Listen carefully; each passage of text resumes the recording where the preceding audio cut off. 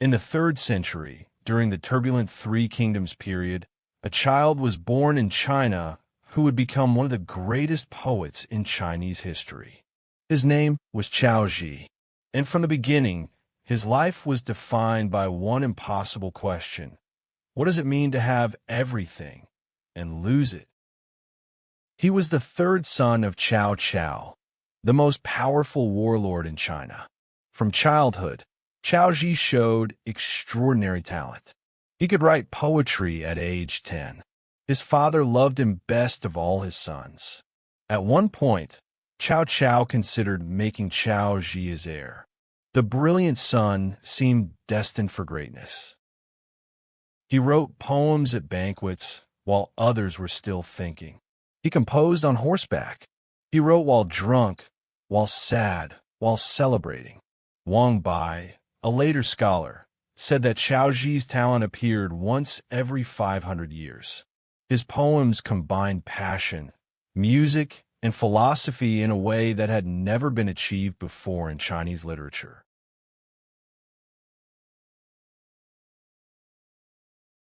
There was a woman named Lady Zhen, extraordinarily beautiful, refined, and talented. Whether Cao Zhi truly loved her, or whether the story grew in the telling, we cannot know for certain. What we know is this: Lady Zhen was given in marriage to his older brother Cao Pi, and Cao Zhi wrote about a goddess on the Luo River who was beyond reach forever. His older brother Cao Pi was watching. Between the talented younger son and the ambitious older son, there was a rivalry that would determine the fate of both. Cao Pi was not without talent. He too was a good poet and a capable ruler. But he was also calculating. When their father died, Cao Pi became emperor, and Cao Zhi became a problem to be managed. Cao Zhi was not without fault. He drank too much. He was careless with rules. Once drunk, he drove his chariot through a road closed to all but the emperor, a serious offense. His father's trust in him eroded. His brother used every mistake against him. Slowly, Cao Zhi lost the battle for the throne, not only to his brother's scheming, but to his own nature.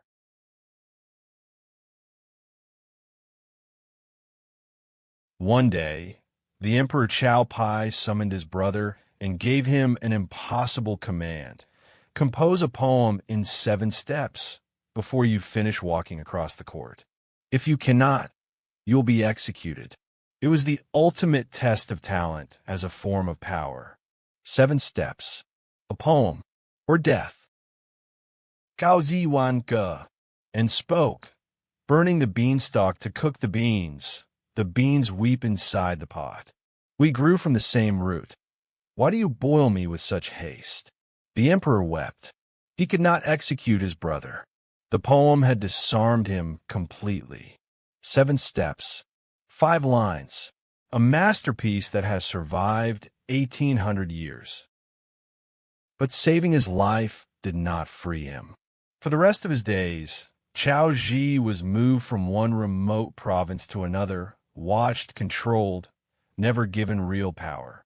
He petitioned to serve his country, to lead armies, to be useful. Every petition was ignored. The brilliant prince spent his life writing poems that no one in power wanted to read.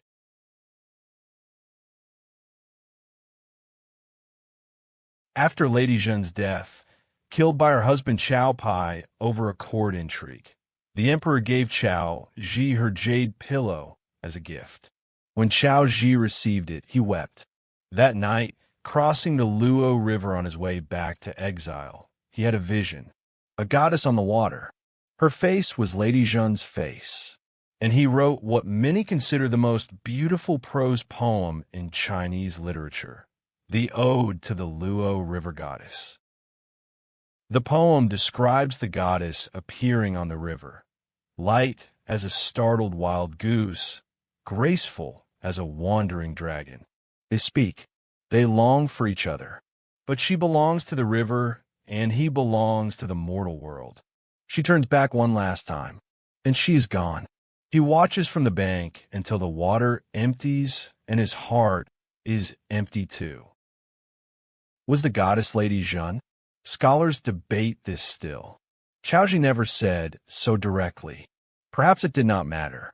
What he wrote was not a historical document.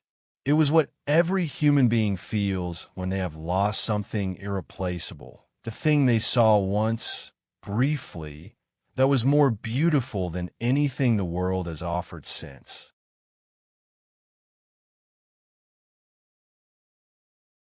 He died in the year 232, aged 41. He had spent the last 20 years of his life in elegant captivity, writing poems that no one in his lifetime truly valued. Some historians say he was a genius destroyed by circumstance. Others say he destroyed himself with wine and carelessness. Most likely, he was both, the way people who feel everything too deeply tend to be. Burning the beanstalk to cook the beans weep inside the pot. We grew from the same root. Why do you boil me with such haste? These 5 lines survived when empires fell, when a Wei dynasty crumbled, when the 3 kingdoms ended. 1800 years later, every Chinese schoolchild learns this poem. The executed execution became immortality. Will we make a Cao Zhi? A wasted talent? A man destroyed by his own gifts? A prisoner who turned his cage into poetry? A lover who transformed grief into beauty? All of these, none of these.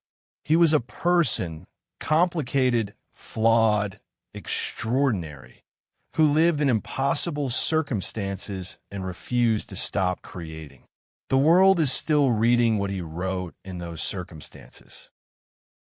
The Luo River still flows. The goddess still appears in the poem. Lady Zhen's jade pillow is long dust. But the words remain, light as a startled wild goose, graceful as a wandering dragon. And on the river bank, a prince watches the place where she was until the water empties and the night comes, and still he cannot leave. We grew from the same root.